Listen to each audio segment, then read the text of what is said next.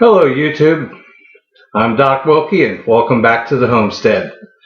What we're doing here today is we're starting a new series of videos on how to grow tobacco. My family has grown tobacco for probably 200 years. I personally just grow it in small quantities for my own personal use. Though I don't really smoke, they do a great job at bringing in the hummingbirds for me. But it's a little bit of a tradition. But I'd like to share with you how we actually grow tobacco here at the homestead. First off, the seeds I'm going to be using is for a strain of tobacco called Virginia Gold. And tobacco seeds are fascinating in that they are absolutely the tiniest seeds I've ever worked with. They are probably half the size of a grain of salt, which makes planting them a real challenge. And I'll show you how I've overcome it over the years. So there's probably well over 1,000 seeds right in front of you now. But what you do, if you're going to start tobacco, you're going to start it indoors or in a greenhouse, and you're going to get yourself starts. That way, you have a longer growing season, you get a jump on the season, and it gives you a chance to have a better production, larger leaves, and it gives it more time for it to age on the plant before harvesting. And in later videos, we will get into how to harvest the tobacco, how to dry it, and how to cure it. But to start off with, from the very beginning, you have to start your seeds so that you have your starts to plant and out in your fields or gardens come spring. So the first thing you're going to need is you're going to need something that's going to hold your growing medium. I have a 36 cell tray that I use, and I'm going to now reposition the camera, and from now on you're going to be looking at what we're actually doing. Okay, this is a 36 cell tray. It will have a clear dome on top of it when we're done planting to act as a greenhouse, because it will be placed here in an area where it can get as much sun during the day. I have already placed my seedling grow medium in each of the cubes. You can use the potting soil that's specially designed for seeds, or any of the other seed starting mediums such as coconut fibers. They all work well. You just choose what you like. This is a mixture of coconut fiber and soil that is specially designed for seed starting. I like to have some of the coconut fiber in the trays just because they are excellent at holding and controlling moisture. One of the things I do, because of the uniqueness of how tobacco seeds grow, I do keep one cube open in case I do need to add water to the base of the tray. And I'll explain why shortly as we get into planting. One thing that's different about tobacco, as far as starting the seeds, is that you do not bury the seeds.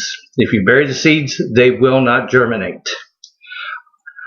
Tobacco is one of those things where you will place the seeds directly on top of the grow medium and they will sprout from there. So that's why I don't pour water on top of each cube, because I would take a chance of pushing the tobacco seed down into the grow medium and basically killing it. Now, you see 4 toothpicks there. That means nothing. It's just I have gone through and planted the entire tray except for those 4 cubes because you didn't need me spending a half an hour on the video planting all 35 cubes. So this was just a marker so I remembered where I was at as we started the video.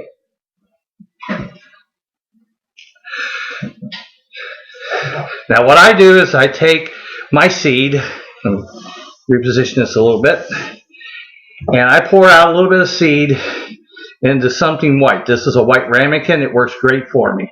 That way I have a little bit of seed that I can work with. I'm hoping you can see it in there. And the other thing that you will need is a spray bottle with lukewarm water. Now, when I moistened my grow medium, I moistened it with warm water because seeds need to be in warm soil in order to germinate. If you use cold water, and this goes true with vegetables or even flower seed starts, it takes a while for the soil to warm up. If you water your growing medium first with warm water, and I'm not talking hot, I'm talking warm, it brings up the soil temperature and speeds up your germination period. But get yourself a spray bottle. Make sure it's a spray bottle that has only had water in it. It has never been used for any other chemicals. Tobacco seeds are sensitive to those type of things, and even if you've washed out a Windex bottle, there's still enough traces of the chemical in the plastic. It will transfer onto your seeds and possibly kill some of your starts. So you want a bottle that's never had anything in water. I picked this bottle up at my local farm store. It only cost me $3 versus if I went down to the garden center, they'd want $15. This is a fun thing I find about gardening. If it's made for the garden, they charge 3 times as much. So, the way I sow my seeds into my cells is I have a paper towel I always keep handy. And this does not hurt the seeds. I take and I spray water on the paper towel. I take my finger and I wet it just slightly, stick it down in the seed, and look at that. I got seed stuck to my finger. Now I just come in and turn, and it falls right off my finger, right into the top of the medium. I dampen my finger again, get some more seed, and wasn't too happy on that last one, so I'm going to just give it just a wee bit more. And that's it. You will take the time to do that to each one of the areas that you have, whether you're making little paper cups to start your seeds in, whether you're using cells like this. But that's the easiest way I've found to plant tobacco seeds because of how small they are. Now I'm going to come back with my spray bottle, and I'm just going to give it a gentle spray, making sure it's really nice and moist. And the reason I'm using a spray bottle is it does not push the seeds down into the grow medium, but it does get the seeds wet, and it gets the top of the grow medium wet so that they are ready.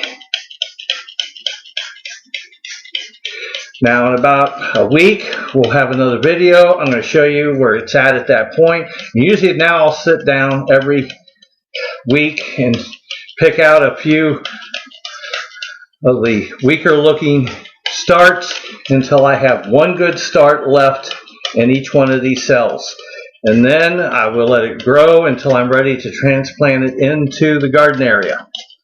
So, thank you for watching.